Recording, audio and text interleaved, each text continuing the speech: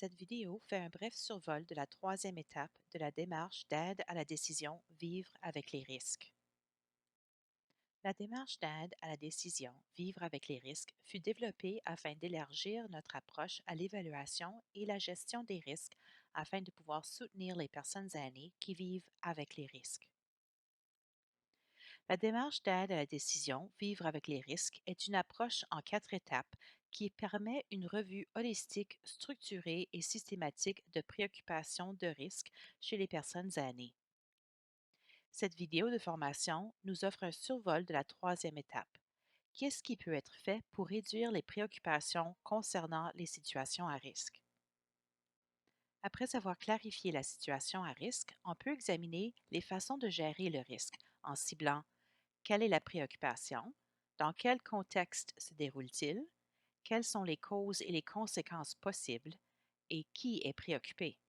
Chacun de ces facteurs peut nous aider à formuler des recommandations potentielles. Examinons chaque facteur en plus de détails.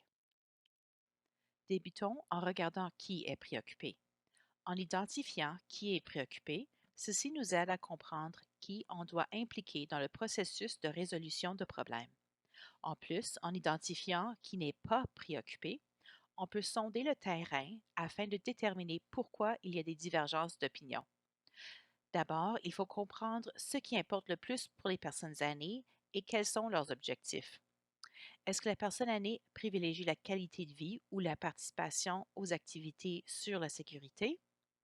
Ensuite, nous devons comprendre les craintes et les besoins des proches afin qu'on puisse fournir des recommandations pour les soutenir.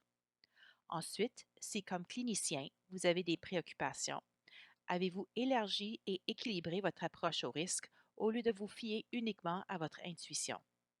Cette approche nous aide à éviter une sous-estimation ou surestimation inconsciente du risque ou de surprotéger ou sous-protéger nos clients. Enfin, la façon dont vous gérez le risque est liée à votre rôle et au mandat de votre programme relativement à ce que vous offrez et aux endroits où vous allez les référer. Ensuite, comment gère-t-on la préoccupation? Puisque les cliniciens, les personnes aînées et les proches peuvent tous définir le risque différemment, c'est important que la première étape de la gestion du risque soit d'arriver à une compréhension partagée de la préoccupation pour que tous les gens mettent leurs efforts de gestion sur la même préoccupation. Une fois que la préoccupation est clairement identifiée, on peut concentrer les stratégies de gestion du risque sur les façons de prévenir la préoccupation ou, si ce n'est pas possible, sur les façons de minimiser la fréquence qu'elles se produisent. Nous voulons ensuite comprendre si cette préoccupation se déroule dans certains contextes.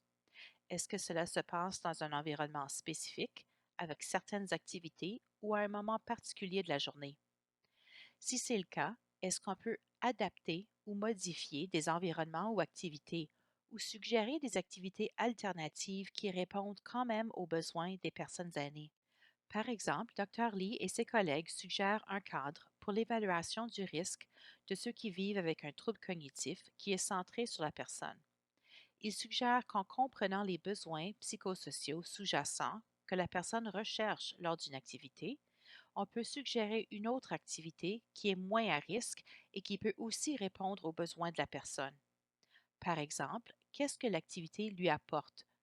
Est-ce que c'est un sentiment d'amour, de confort, d'identité, d'inclusion, d'attachement, une occupation ou lui fournit avec un environnement sûr et sécuritaire? Si oui, quelle activité alternative, mais présentant un niveau de risque plus faible, pourrait être offerte à la place pour continuer de répondre aux besoins psychosociaux identifiés? Qu'est-ce qu'on peut faire pour agir sur les causes et les préoccupations? Qu'est-ce qu'on veut faire pour améliorer la santé si la cause est une incapacité ou une déficience? Parfois, c'est l'environnement physique et ou social de la personne qui augmente le niveau de risque de la situation. Alors, qu'est-ce qu'on peut faire pour adapter l'environnement physique et optimiser leur soutien social, que ce soit formel ou informel? Si la préoccupation est nouvelle et différente et on pense que c'est relié à un aspect particulier de leur personnalité, on peut se demander qu'est-ce qui a changé au niveau de leur choix personnel. C'est aussi important de comprendre les forces de la personne aînée afin de pouvoir les utiliser comme levier afin de réduire certaines préoccupations. Lorsqu'on étudie les causes communes, il pourrait être utile d'avoir des algorithmes de décision qui sont spécifiques à votre programme afin que tout le personnel puisse offrir les mêmes options de façon cohérente. Par exemple, une personne d'année peut être à risque de dénutrition parce qu'elle a de la difficulté avec l'accès à la nourriture ou avec la préparation de repas ou encore peut-être à cause d'un manque d'éducation. Ou est-ce qu'elle a besoin d'investigations plus approfondies par une diététiste ou par un médecin? Quels sont les services et les ressources disponibles dans votre milieu clinique pour ces causes communes de dénutrition?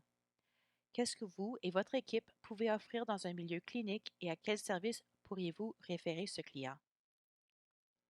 Enfin, comment gère-t-on les risques en agissant sur les conséquences?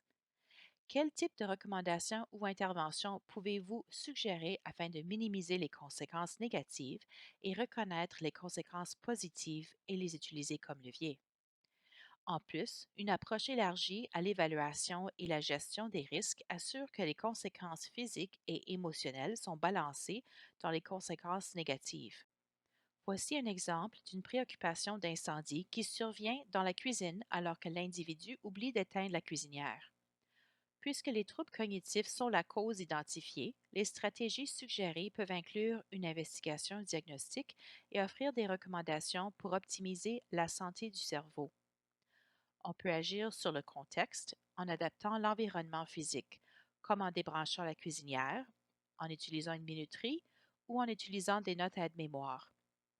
On peut aussi agir sur le contexte en adaptant l'environnement social, en impliquant un soutien informel comme la famille et les amis qui peuvent apporter des repas, ou un soutien formel tel que les services de livraison de repas. Lorsque vous considérez les façons pour atténuer les risques, quels résultats sont réalistes et atteignables? Est-ce que vous avez essayé de prévenir les préoccupations ou les conséquences? Est-ce que vous avez essayé d'éliminer les préoccupations ou les conséquences? Est-ce que vous avez essayé de minimiser les conséquences négatives? Est-ce que vous avez essayé de partager le risque des conséquences? Est-ce qu'il y a des situations où on essaie d'atténuer un risque en réduisant une préoccupation, mais ceci finit par augmenter le risque d'une conséquence négative d'une autre préoccupation? Et enfin, lorsque le client est apte à prendre ses propres décisions, il faut soutenir ces décisions et le risque de conséquences négatives. Quel est le processus de la gestion du risque? Dans l'étude initiale de cette approche, les cliniciens voulaient atténuer le risque en collaborant avec la personne aînée et, lorsque c'est possible, avec leurs proches. À tout le moins, ils trouvaient qu'informer la personne aînée de leurs préoccupations faisait partie de leur responsabilité professionnelle. Lorsqu'un clinicien travaillait avec une personne aînée pendant une certaine période de temps, il était capable d'attendre et de la soutenir pour que celle-ci prenne le temps de traiter l'information et de s'adapter aux changements qui surviennent souvent en temps de crise.